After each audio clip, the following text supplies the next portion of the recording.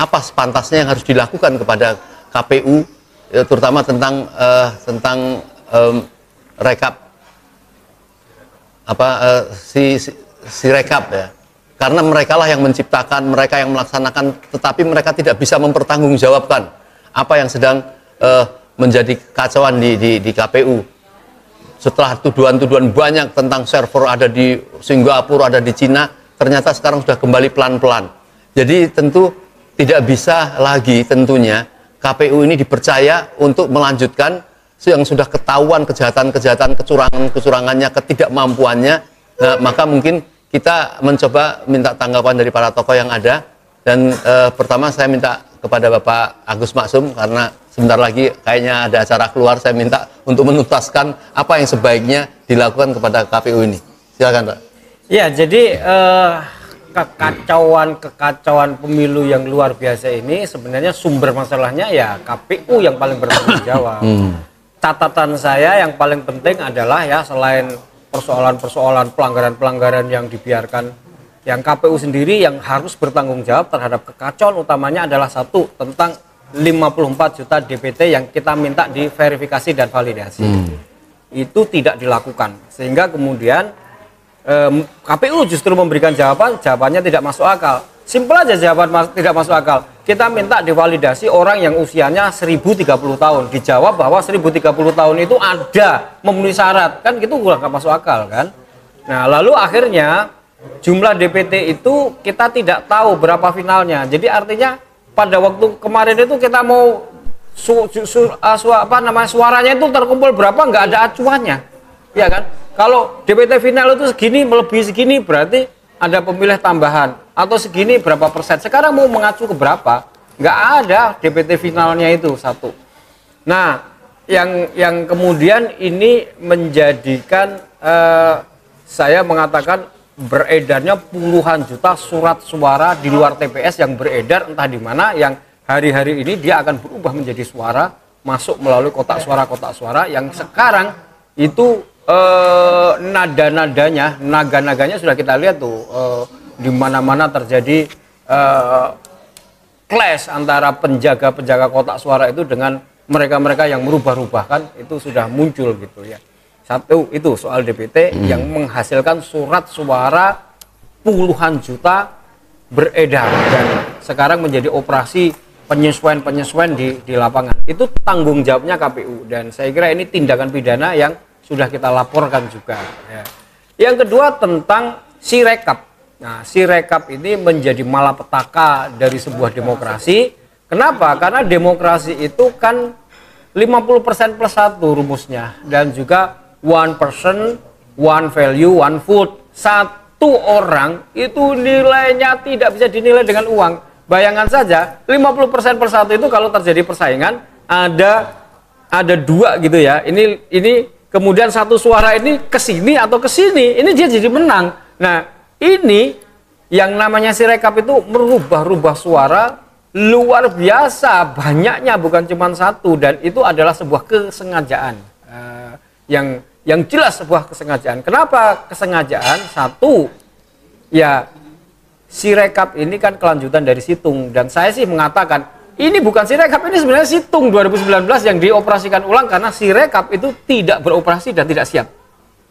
Saya mengatakan tanggal 13 Februari di podcastnya Hersu, saya katakan bahwa Sirekap ini tidak siap, dan kita sudah lakukan investigasi dengan KPPS. Di situ saya mengatakan kalau di tanggal 14 Sirekap itu menghasilkan hitungan, maka itu pasti simulasi, gitu kan. Nah, dan ternyata kemudian Sirekap itu tidak berfungsi, yang difungsikan Situng yang kemudian diberi nama pemilu 2024.kpu.go.id yang servernya itu ada di Xinjiang, Taobao, yang bagian dari sebuah grup perusahaan Alibaba yang berkedudukan di China, dan juga servernya itu ada di China juga gitu ya. Yang baik Pak Gus, itu kan sudah diungkap beberapa hari yang lalu yang tidak ada tanggapan apa-apa. Nah, intinya kalau memang KPU sudah tertuduh seperti itu dan dia tidak bisa melakukan apa-apa, jangan-jangan dia tidak tahu apa yang harus dilakukan. Maka rakyat kan tentu harus melakukan tuntutan atau punishment. Apakah dia harus diganti, ditutup, atau rakyat harus berbuat apa terhadap KPU yang seperti itu? Iya, KPU sudah tidak bisa dipercaya dengan kesalahan-kesalahan yang sangat fatal itu mengelabui kita seolah-olah dia melakukan minta maaf dan koreksi, nggak bisa dikoreksi. Apalagi kemudian dikoreksi pada DPT, pada TPS itu nggak bisa. Ini penanganannya nggak, bahkan apa yang terjadi itu nggak boleh diubah. Jadi kalau koreksi maka dia harus membuat namanya sirekap perbaikan atau pemilu 2024 P1 gitu ya, dan itu kemudian dilakukan perhitungan ulang sehingga kemudian ini, dan harusnya tidak boleh lagi dilakukan oleh KPU, harus ada badan khusus yang mengambil alih itu, independen. Kenapa KPU ini sudah tidak bisa kita percaya. Dia membuat sistem dengan celah seperti itu, yang kemudian dimasuki celahnya itu bahkan ada sekian banyak orang menjelaskan, pakar-pakar IT menjelaskan itu kerjaan software yang ditanam di situ, ya kan? Saya kira KPU memang sudah tidak bisa lagi kita percaya. Harusnya ya ada badan khusus yang mengambil alih ini. Ya, lalu kalau tidak ya rakyat aja mengambil alih ke situ, ke KPU di situ ya, supaya kemudian ini proses mestinya harusnya sudah nggak bisa dilanjutkan, sudah nggak bisa dilanjutkan. Udah terlalu banyak bukti. Ya, yang paling telak saya kira ya Sirekap ini udah diungkap sekian banyak orang. Lalu kemudian diperbaiki itu kan cuman kamuflase saja. Itu diperbaiki itu di situ berpindah ke sana, dipindah ke sana, nanti itu kemudian sistemnya akan melakukan pengolahan, akhirnya kemudian dibagi rata semua TPS itu nanti ya normal semua kelihatannya begitu. Ini sudah nggak bisa, proses ini sedang berjalan, harus ada bisa menghentikan. Jadi kejahatan KPU, kalau kita katakan kejahatan karena sudah banyak bukti-bukti itu sebenarnya dia berdiri sendiri atau sudah ada yang ngatur maka ada sebutan TSM itu, berarti kan ini ada berbagai pihak yang sudah melakukan perencanaan kejahatan ini. Iya, saya kira KPU itu malah justru pion aja menurut saya kan. Dalam algoritma yang saya buat itu kan quick on kan bukan KPU. Nah, kan itu pihak luar. Lalu Sirekap sama dengan quick on, ya kan gitu. Lalu kemudian ketika kita mintai pertanggungjawaban, ya ngomongnya itu nggak sesuai dengan fakta, kan gitu. Apa faktanya? Faktanya misalnya kesalahan Sirekap, entry data itu dia salahkan pada OCR, OMR, kamera, kan gitu. Padahal itu kesalahannya terletak pada KPU. Simple untuk mengatakannya.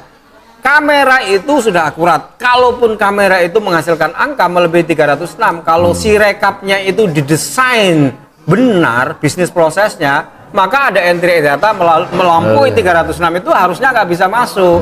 Tapi kan ini sengaja, faktor kesengajaan mendesain entry data di TPS melebihi 306 sehingga bisa sampai yang saya temukan itu, yang saya temukan sendiri maksud saya ya, itu ada satu TPS untuk 02 itu bisa 136.118. Bayangin aja itu, satu TPS. Dan itu kan berarti memberikan sumbangan pada persentase 02. Itu terjadi di tanggal 14, 15. Ya berarti ketika kemudian Sirekap yang kita kira tidak berjalan itu ternyata berpindah. Sirekapnya tetap tidak berjalan, tapi dia berpindah pada namanya situng yang dikasih nama pemilu 2024.kpu.go.id. Sirekapnya tidak berfungsi. Yang berfungsi itu situng 2019. Kesalahannya sama persis. Ya bahkan ini lebih parah. Jadi saya kira ini harusnya dihentikan. Diambil alih sebuah badan khusus yang independen untuk mengoperate ini semua. Kalau memang pemilu itu mau dilanjutkan, kalau menurut saya harusnya dihentikan, stop pemilu ulang. Mestinya rakyat sekarang ini berancang-ancang untuk melakukan apa yang sebaiknya diberikan kepada KPK. Saya setuju dengan Bu Kusnul Maria. Udah nggak usah kemana-mana. Ini di KPU aja. Selesaikan di KPU. Baik, sebelum jangan jalan dulu mungkin sekali lagi, tetapi saya ke Pak Dwi Cahyo dulu. Ini tadi kan jelas sekali banyak persoalan-persoalan hukum yang timbul di KPU ini, Pak. Mungkin apa yang ingin sampaikan Pak Cahyo terhadap apa yang sedang terjadi tentang Sirekap tadi, ketidakmampuan KPU ternyata mengendalikan lebih lanjut terhadap Sirekap itu, dan tidak pantas kalau dikembalikan kepada KPU. Jadi secara hukum rakyat itu nampaknya mau ngambil alih kalau tadi disampaikan mencuat apa pendapat Bu Husnul Duduki, yaitu itu akan bisa dilakukan oleh rakyat. Mungkin silakan Pak. Ya Om Lim, KPU ini kan adalah sebuah lembaga, sebuah lembaga yang menangani proses Pilpres dan Pileg. Tentu orang-orang yang ada di dalam situ, orang-orang yang menduduki jabatan di KPU, ditambah juga dengan yang ada di Bawaslu, itu harusnya orang-orang yang punya integritas yang tinggi, profesionalisme yang memadai, kemudian tanggung jawab terhadap masyarakat, yang mempunyai tanggung jawab terhadap bangsa dan negara, bukan tanggung jawab terhadap penguasa, tapi terhadap bangsa dan negara. Ketika ini tidak bisa dijalankan oleh lembaga yang namanya KPU ini, termasuk yang dibuat adalah kesalahan-kesalahan Sirekap itu, maka di sini sudah terjadi suatu ketidakprofesionalisme pejabat-pejabat yang ada di KPU. Nah, kalau sudah menyangkut masalah seperti ini, harusnya kan ada satu lembaga yang namanya DKPP, Dewan Kehormatan Penyelenggara Pemilu. Dia nggak bisa nggak tahu, harusnya dia sudah tahu. Begitu juga Bawaslu. Nah, yang terjadi sekarang ini adalah seharusnya Bawaslu itu adalah mencari kesalahan-kesalahan, nggak usah nunggu laporan. Tapi yang terjadi sekarang ini, Bawaslu itu nunggu laporan, kan lucu.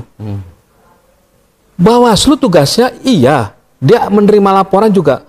Tapi di samping menerima laporan, dia juga harus ke lapangan. Dia juga harus mencari kesalahan-kesalahan apa yang dilakukan oleh KPU. Termasuk Sirekap ini. Jika Bawaslu bisa menemukan itu, Bawaslu harus bertindak dong. Nggak usah nunggu laporan. Sekarang yang terjadi kan Bawaslu menunggu laporan. Seharusnya Bawaslu sudah bisa dia masuk ke sana untuk menemukan terjadi kecurangan-kecurangan atau kesalahan-kesalahan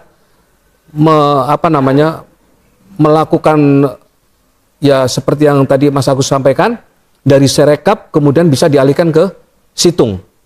Seperti itu. Nah, itu mesti kita cari itu suatu saat ya, kalau nanti Mas Agus ada waktu, cari itu buktinya. Peralihan dari Sirekap ke Situng itu. Beberapa waktu yang lalu DKPP kan pernah melakukan koreksi dan ya boleh dikatakan menyalahkan secara etika KPU dalam menerima.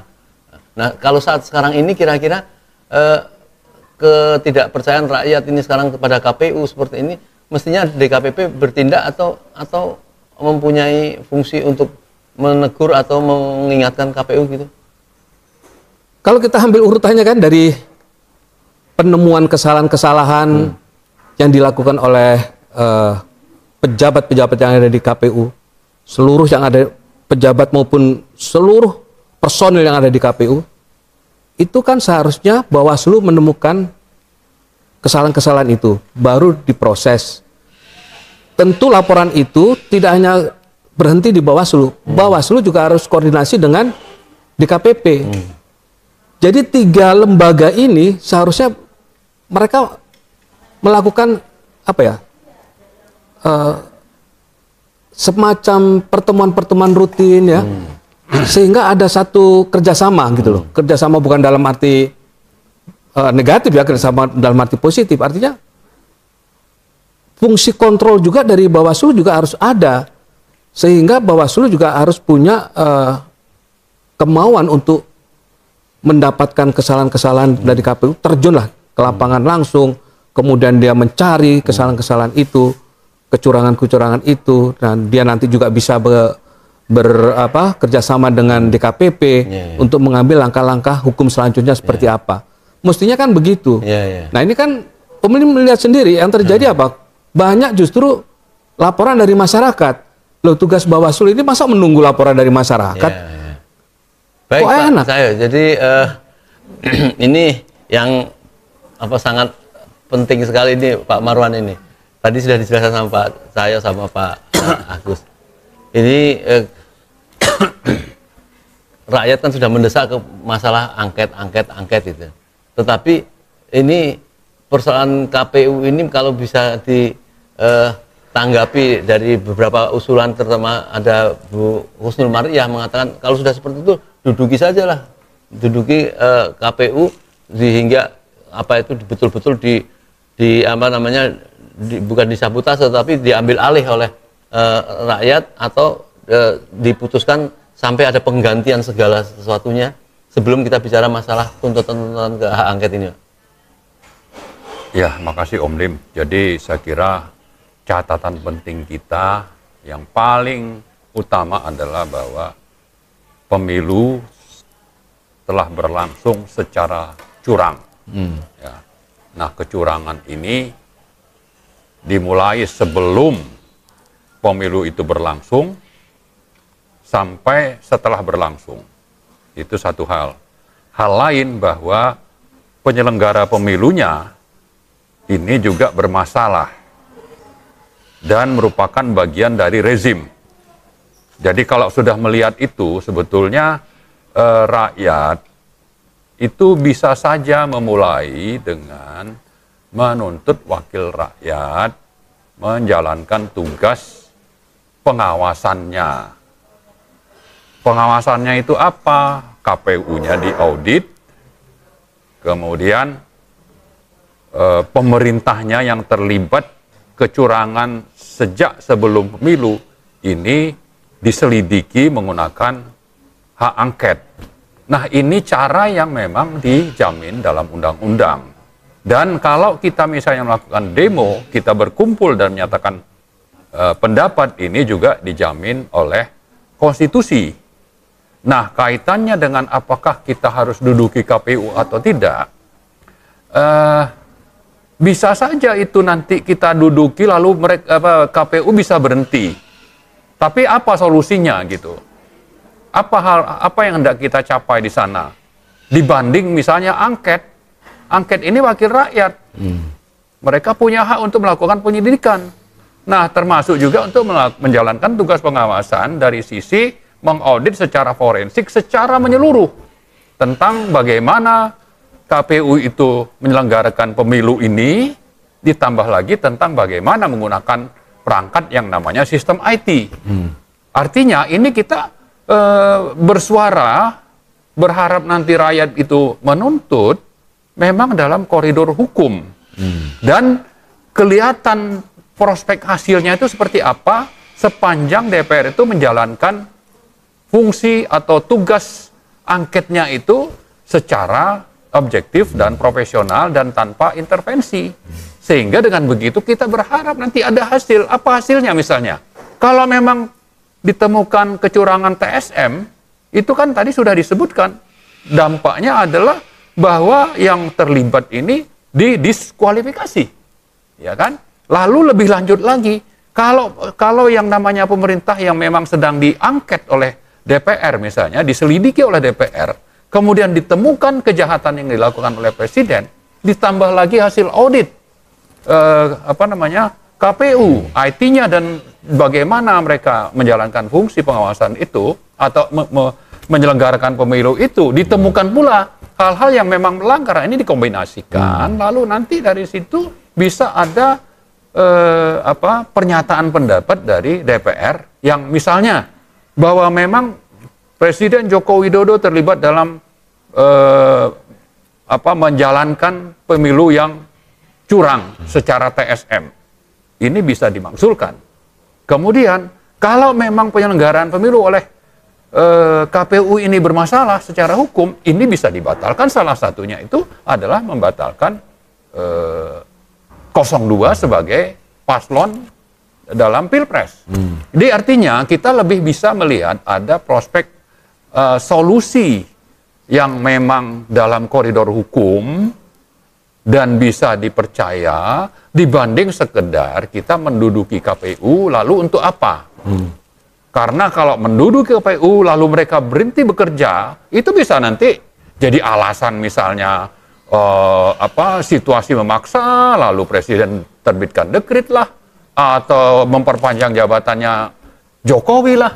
Ya kan, ini kita harus ukur juga ini apa. Tapi saya setuju bahwa itu sebagai pressure oke. Tapi pressure yang lebih mendesak bagi rakyat sekarang, saya menganggap itu lebih kepada gimana kita mendesak DPR untuk segera menjalankan fungsi atau wewenangnya menjalankan angket, terutama yang terkait dengan pemilu curang, dan itu pasti yang kaitannya dengan apa yang dilakukan oleh pemerintah dalam menyelenggarakan pemilu ini. Ya, jadi memang angket itu bukan kepada lembaga KPU, tapi memang ini bagaimana kebijakan dan juga peraturan-peraturan atau sepak terjang pemerintah dalam kaitannya dengan pemilu ini. Itu lebih relevan, dan itu yang dijamin oleh konstitusi menurut pasal 20A Undang-Undang Dasar. Itu saya kira bukan kita bicara melakukan sesuatu, kita mengerahkan misalnya cukup banyak orang, tenaga, pikiran, ya, gerakan untuk melumpuhkan KPU katakan. Tapi kita tidak bisa menjamin itu akan mendapatkan hasil yang lebih terukur. Terukur kalau kita lewat bagaimana DPR itu menjalankan fungsi angketnya. Ya, baik. Saya kira begitu. Ya, sementara itu, Pak Agus, tentu apa yang disampaikan Bu Husnul Maryah, saya tidak menyimak sampai apa itu habis. Mungkin Pak Agus bisa menyampaikan. Mendudukin itu kan tentu ada satu tujuan, karena memang dikasih punishment dan harus tidak punya kekuatan moral lagi lah kepengurusan KPU itu. Kan memang harus dilakukan satu langkah-langkah gitu. Iya, jadi intinya kan begini, kekacauan itu terletak pada penyelenggaraan kan. Dan penyelenggaraan itu masih belum selesai, dan itu kan dioperate oleh KPU. Mulai dari pembuatan DPT-nya, sekarang penghitungannya dengan Sirekap yang sudah jelas Sirekap ini satu kesengajaan yang tidak terbantahkan lagi bahwa mendesain sebuah sistem perhitungan untuk memenangkan salah satu paslon, mengizinkan adanya satu software bekerja di dalamnya, menghasilkan angka-angka yang kemudian prosentase perolehan paslon tertentu itu sama dengan quick count, dan sekarang perhitungan-perhitungan di lapangan-lapangan itu juga berikutnya akan menyesuaikan angka-angka itu. Ini kan proses penyelenggaranya itu kan KPU dan sedang berlangsung, dan itu akan menghasilkan sebuah keputusan yang tiba-tiba keputusan itu kalau terjadi akhirnya kemudian kita digiring kepada Mahkamah Konstitusi MK. Yang persidangan-persidangan itu saya kira itu badut-badutan yang saya sudah alami lah. Sekarang itu juga di persidangan-persidangan yang di Bawaslu, persidangan di Gakumdu, prosesnya ini serba tidak masuk akal. Bayangin aja Pak Lim, Om Lim, ya, saya sidang di Bawaslu di Semarang. Pada saat itu sidang itu menyidangkan laporan tentang 54 juta ya DPT, dan Jawa Tengah itu ada bagian sekian kan gitu kan. Lalu KPU itu menyangkal bahwa itu adalah DPT, dia bilang itu adalah DPS. Sudah diperbaiki di DPT. Lalu saya dihadirkan. Ketika saya dihadirkan, saya membawa bukti bahwa itu adalah DPT final yang berasal dari KPU. Lalu kita bersepakat untuk menampilkan ya apa itu namanya bukti atau yang kita bawa itu untuk kita tampilkan bahwa itu adalah bagian dari DPT final 2 Juli. Ketika saya mau menampilkan, tiba-tiba layar itu disabot oleh Ketua KPU di Jawa Tengah, ya kan? Lalu kemudian tampillah bukti-bukti yang itu dari KPUD yang kemudian memancing pertanyaan saya tentang sekian ratus ribu yang dilaporkan. Ini DPT atau bukan kan? Begitu dia bertanyanya.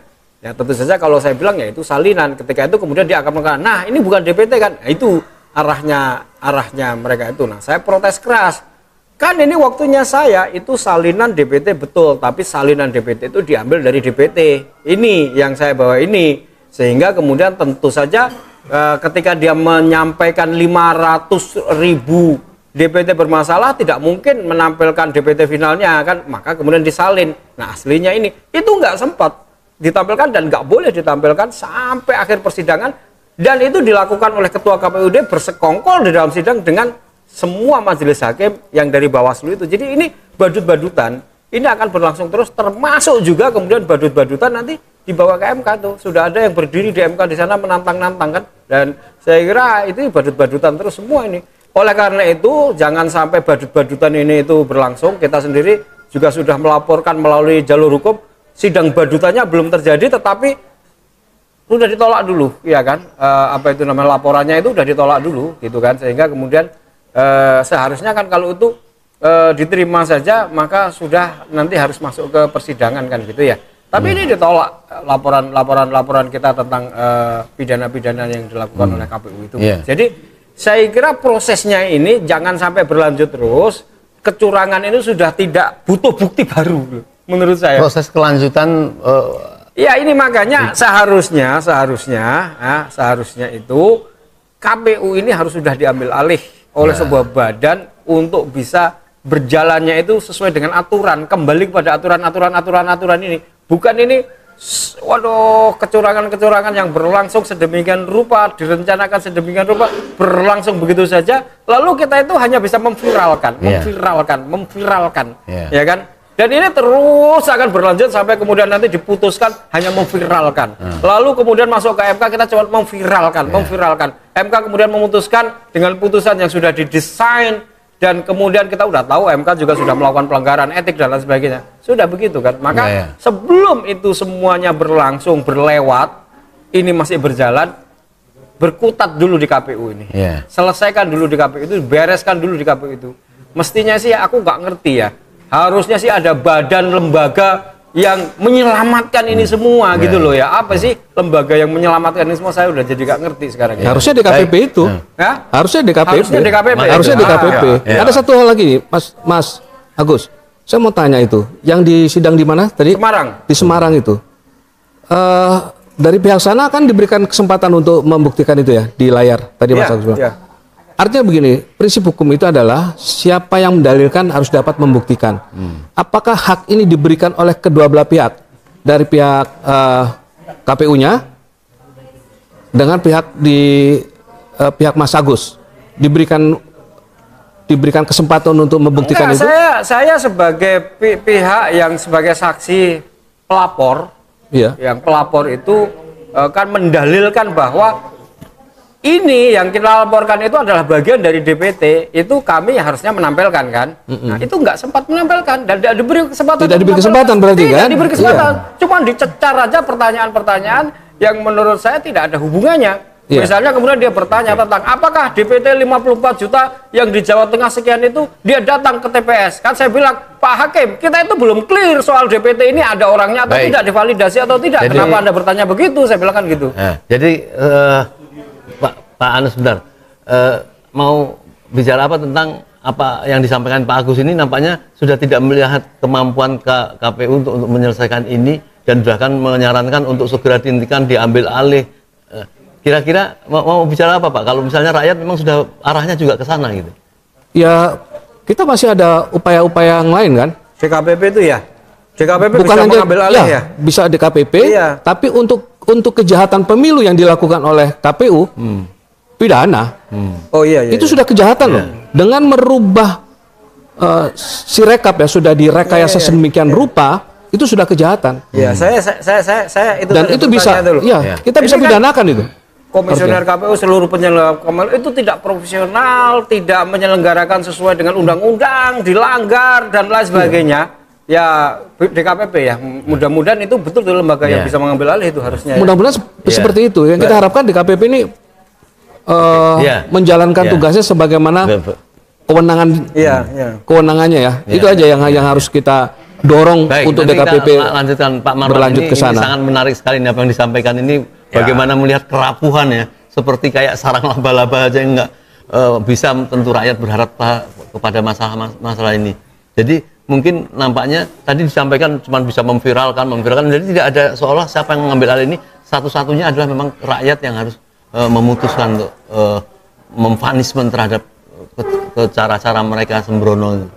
Oke, jadi begini, saya kira kalau tadi kembali ke ide awal untuk melumpuhkan KPU lah katakan ya. Saya kira nggak ada Pak Marwan. Melumpuhkan KPU itu tidak ada. Bentar dulu, belum mungkin kata-katanya salah. Kita seperti Bu Usnul bilang duduki KPU. Oke, mungkin saya tidak. Penyelesaiannya itu di KPU. Jadi jangan bergerak kemana-mana dulu. Bukan melumpuhkan, bukan menduduki. Ya, jadi begini yang ingin saya sampaikan adalah itu satu hal dan saya tidak merasa perlu untuk menyatakan menolak itu gitu. Lakukanlah itu. Ya kan? Tapi harus dicatat bahwa ada langkah yang lebih efektif dan efisien untuk bagaimana masalah kecurangan ini diselesaikan. Dan karena pidananya itu sangat berat, maka yang menjadi target kita adalah bagaimana pelakunya ini ya itu dilumpuhkan. Misalnya presiden terbukti pidana berat terlibat dalam kejahatan pemilu curang ini misalnya. Itu satu. Yang kedua, kalau memang angket atau penyelidikan oleh atau audit oleh DPR ya dengan memanfaatkan atau meminta audit independen, auditor independen mengaudit, lalu ditemukan memang ada kejahatan, ada TSM, maka ini juga bisa membatalkan paslon 2 misalnya. Jadi dua hal ini saya kira ini jauh lebih prioritas dan ini mestinya dilakukan lebih prioritas dibanding kita tadi mau minta KPU menjalankan sesuatu yang memang tugasnya, tapi itu bisa saja akan lebih lama atau tidak efektif. Kenapa? Karena pemimpinnya ini adalah yang tadi jadi target kita, yang namanya Bawaslu, KPU. Jangankan dua ini, MK aja itu di bawah kendalinya Presiden. Sementara Presiden bilang kalau ada masalah, ada kecurangan, lapor aja ke Bawaslu, lapor saja ke MK. Itu kan yang dinyatakan oleh Presiden. Dia berani nantang kita, nantang rakyat. Kenapa? Karena dia tahu bahwa ini semuanya di bawah kendalinya dia gitu. Jadi kenapa kita tidak langsung mengadres siapa sebetulnya yang paling berkuasa terhadap isu ini? Apakah memang KPU tadi atau Presiden? Ya saya bilang Presiden. Maka alatnya juga harus besar. Apa alat besar itu? Ya tadi angket. Angket supaya bisa efektif, ya kita minta rakyat juga menuntut, menggugat DPR untuk segera melakukan audit tadi atau yang namanya angket itu gitu. Ya jangan lupa Jokowi itu berada di atas trias politika. Ya kan, dia eksekutif tapi legislatif juga dia kuasai. Apalagi di yudikatif itu dia kuasai dan ada ada paman Gibran di sana gitu. Jadi saya bukan, kembali lagi saya katakan, saya tidak menafikan, tidak menolak rencana teman-teman, tapi saya cuma menawarkan, mari melakukan sesuatu yang lebih efektif dan efisien, karena itulah yang menjadi target kita, bahwa selama ini sudah hampir 8 bulan mungkin ya, itu yang namanya petisi 100 itu menyuarakan pemakzulan Jokowi. Ini sumber masalah ini gitu. Lalu kalau memang ini bisa dilakukan lewat angket pemilu curang, kenapa tidak gitu? Kenapa harus mipir-mipir dulu? Ya oke lah silakan. Saya bilang paralel bisa, tapi yang lebih prioritas adalah bagaimana yang namanya Joko Widodo harus dihentikan, lalu paslon yang memang terlibat kecurangan karena didukung oleh pemerintah secara curang, maka ini juga harus didiskualifikasi menurut Undang-Undang Pemilu yang tadi sempat disinggung juga oleh teman kita, Pak Antoni Budiawan. Saya lebih cenderung ke sana.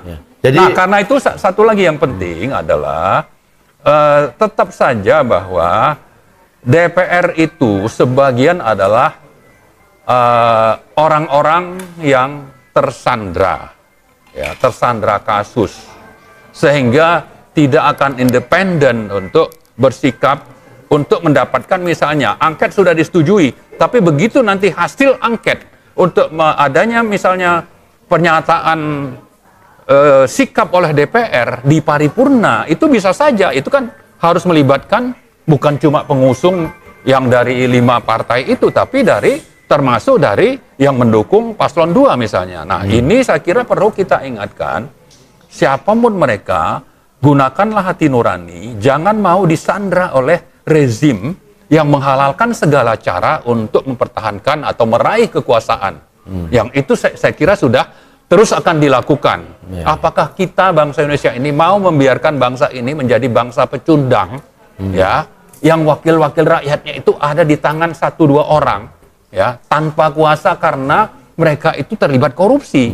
Karena itu partai ini juga harus membersihkan orang-orang yang terlibat korupsi ini supaya mereka bisa hidup bebas dan bisa menyuarakan aspirasi rakyat secara utuh. Baik Pak Marwan, saya sambung sedikit, tuntaskan. Sekarang sudah beralih dari masalah KPU nih. kalau misalnya ini berhasil untuk melakukan satu angket itu dilakukan, apa sih yang bisa dilakukan di situ, Pak? Apakah bisa mengkoreksi atau bukan? Jadi begini, namanya angket itu intinya adalah menyelidiki apa saja. DPR minta apa itu harus tersedia itu informasi. Dan itu akan bisa membongkar misalnya bagaimana yang namanya IT KPU diadakan, proses pengadaannya seperti apa. Bisa juga bagaimana waktu bansos itu dibagi-bagi oleh polisi. Ditemukan bahwa polisi ini banyak sekali yang memang mengantar yang namanya bansos dari pemerintah itu. Atau bagaimana misalnya kepala-kepala desa itu dikumpulkan untuk memilih paslon nomor 2 misalnya. Nah, ini kan sudah sangat banyak beritanya, tapi kalau itu dilakukan secara terbuka, sistematis oleh DPR, maka kejahatan ini bisa terbongkar. Belum lagi tadi kita bicara tentang adanya yang disebut dengan automatic adjustment. Ya, automatic adjustment. Karena nggak ada duit, sudah habis untuk bansos, ngambil dari mata anggaran lain. Tapi alasannya adalah ini sesuatu yang diperintah oleh presiden. Andai kata Pak Narwan, misalnya DPR cukup membawa bukti untuk menanyakan kepada presiden dan ada bukti-bukti yang dia tidak bisa menjawab dan bahkan signifikan sekali itu memang ada satu bukti kecurangan seperti itu, apa yang akan Ya, artinya kan DPR bisa menyatakan sikap bahwa ini kecurangan sudah terjadi. Nah, kalau kecurangannya itu sifatnya TSM, maka sanksinya adalah ini, begitu. Ya kan? Sanksinya itu tadi didiskualifikasi. Gitu. Nah, lalu juga kalau bicara tadi tentang pengadaan sistem IT KPU, setelah audit DPR melihat, wah ini ada keterlibatan dari eksekutif. Nah, eksekutif juga bisa jadi sasaran. Jadi kalau bicara angket itu hanya berlaku terhadap pemerintah, bukan kepada lembaga seperti KPU. Tapi keterlibatan pemerintah dalam bagaimana sepak terjang KPU itu berlangsung, termasuk dalam pengadaannya itu kan ada keterlibatan pemerintah. Kalau dalam angket itu bisa terbukti bahwa juga ternyata eksekutif ini atau presiden ini terlibat, itu juga bisa mendatangkan sanksi. Nah, apalagi kalau memang tujuannya untuk kita ini menegakkan hukum, terutama terhadap pengkhianat negara yang didefinisikan di dalam pasal 169 Undang-Undang Nomor 7/2017. Pengkhianat negara ini salah satu kategorinya adalah yang melanggar pasal-pasal dalam konstitusi. Ya kan, pasalnya itu apa saja? Nah, ternyata misalnya ditemukan dalam pengadaan itu atau dalam proses penambahan dana bansos tadi itu melanggar pasal 23 karena tidak melibatkan DPR. Ini juga bisa menjadi pintu masuk untuk pemakzulan. Gitu. Baik, Pak Agus, mungkin ada sedikit yang mau disampaikan untuk menghadapi kecemasan masyarakat bisa menyelesaikan ini di KPU, kemudian ingin melangkah lebih jauh lagi rakyat ini. Mungkin ada yang mau disampaikan? Ya, saya kira kalau saya tetap pada step yang di depan kita itu adalah, saya setuju dengan Bu Kusnul Maria, ini penyelesaian soal Pilpres itu adalah masih berada di KPU, dia masih berjalan. Bahwa kemudian nanti ke angket, nah itu langkah politik yang mungkin Pak Marwan mau tempuh, tapi penyelesaian dari proses pemilu yang kacau ini adalah masih berada di KPU. Jadi bertanggung jawab ya? Iya, kita fokuskan di KPU dulu untuk dia mempertanggungjawabkan seluruh kekacauan ini, ya, karena ini bukan sesuatu yang tidak disengaja, ini sebuah kesengajaan yang jelas gitu. Dia menjalankan ini kenapa melanggar banyak hal, ya kan? Terutama yang si rekap itu, ya. Si rekap itu jelas menghasilkan sebuah desain yang di dalamnya itu kemudian bisa merubah-rubah suara, mengotak-atik suara, mendesain suara untuk memenangkan paslon tertentu. Jadi ini saya kira kita fokus di situ. Saya setuju dengan Bu. Mungkin ada yang mau disampaikan, Pak? Ya, Om Lim. Saya ingin menambahkan bahwa yang pertama soal proses hukum nanti ya. Proses hukum ini yang harus kita tempuh itu adalah dari semua lini hukum. Baik itu pidana, kemudian di Mahkamah Konstitusi, ya, maupun melalui Gakumdu, juga di DKPP. Ini adalah proses hukum. Jadi semua ini harus kita lalui. Yang paling penting itu nanti buat proses hukum itu adalah yang di MK. MK ini kita harus banyak mengumpulkan bukti-bukti. Jangan sampai terjadi seperti pengalaman tahun 2019. Betul gitu ya, Mas Agus ya? Iya, iya. Tahun 2019 itu mungkin banyak kekurangan bukti ya. Salah Iya, satunya ya, jadi bukti C sebenarnya ya, kalau 2019 ya. itu memang tuntutannya bukan itu, tiba-tiba kemudian tuntutannya itu kan membatalkan pemilu dengan DPT yang tidak sah. Ya. Tapi tiba-tiba pengacara entah dipengaruhi oleh siapa, tiba-tiba merubah mengklaim kemenangan. Karena klaim kemenangan ya nggak punya bukti, kita C1 sudah sejak awal, makanya nggak punya bukti. Jadi cerita 2019 itu harus saya luruskan itu. Ya, bahwa tidak punya bukti itu karena pengacara tiba-tiba merubah acara. Petitumnya itu kan membatalkan ya yang kita rencanakan membatalkan hasil pilpres dengan DPT yang tidak sah. Buktinya cukup kuat. Yang nanti membuktikan itu KPU. Kita cukup membuktikan ini. Nah tiba-tiba kemudian diubah klaim kemenangan. Kalau klaim kemenangan kan harus menghadirkan bukti C1. Iya, betul. Ya nggak ada. Sejak awal memang nggak punya saksi. Nah ini kan pelajaran. Ya, Pelajaran ya. artinya buat nanti kita mengajukan gugatan ke MK. Jadi 2019 ini harus kita jadikan pelajaran nih, Pak Marwan. Nanti kalau kita ke MK ini, seperti yang disampaikan oleh Mas Agus. Kemudian untuk proses pidana tentunya ya, kita tinggal mengacu kepada Undang-Undang Nomor 7 Tahun 2017. Ya. Kemudian untuk satu hal yang saya juga sangat kecewa ketika tanggal 19 kita mengajukan laporan ke Bawaslu. Betul ya? Kita mengajukan laporan ke Bawaslu. Kemudian oleh Bawaslu laporan itu ditolak dengan alasan tidak memenuhi syarat material. Bawaslu tidak pernah memberitahukan, tidak pernah menguraikan syarat material itu apa yang Bawaslu ketahui mengenai tidak terpenuhinya syarat material. Gitu ya. Kita tanpa diberitahu, hanya diberi surat pemberitahuan isinya tidak memenuhi syarat material, titik. Artinya apa itu surat itu? Maknanya apa itu, Pak? Maknanya bahwa kalau masuk material seperti bukti-bukti ya mungkin lemah ya, bukti-bukti yang laporan ini berdasarkan laporan kita, laporannya apa? Laporannya adalah A. Kalau laporan A, alat bukti pendukung untuk yang dilaporkan permasalahan A ini itu harus terpenuhi. Contohnya seperti itu. Tetapi di KPU apa yang sudah kita buat laporan kemarin itu tidak dijelaskan apa yang kurang buktinya itu apa. Sementara kita kan sudah masukkan bukti yang 54 juta. 54 juta DPT flash disk itu ya, sudah diterima. Flash disk sudah diterima. Ya. Tapi masih menganggap kurang. Itu harusnya di dalam surat itu diberitahukan. Syarat material apa yang tidak terpenuhi itu diberitahukan gitu. Seperti sama kalau kita harusnya sama ya. Seperti kita mengajukan gugatan ke pengadilan umum. Kalau ada kekurangan-kekurangan, itu biasanya panitia juga ngasih tahu. Kurang ini ya. Itu diberitahu gitu loh. Ya, bukan tidak. Di dalam sidang pun kita masih diberikan kesempatan untuk memperbaiki gugatan. Ya, jika ada perbaikan, masih diberikan kesempatan itu. Diberitahukan gitu loh, ya. Ini enggak ada pemberitahuan, tidak ada uraian di dalam surat pemberitahuan penolakan laporan kita oleh Bawaslu.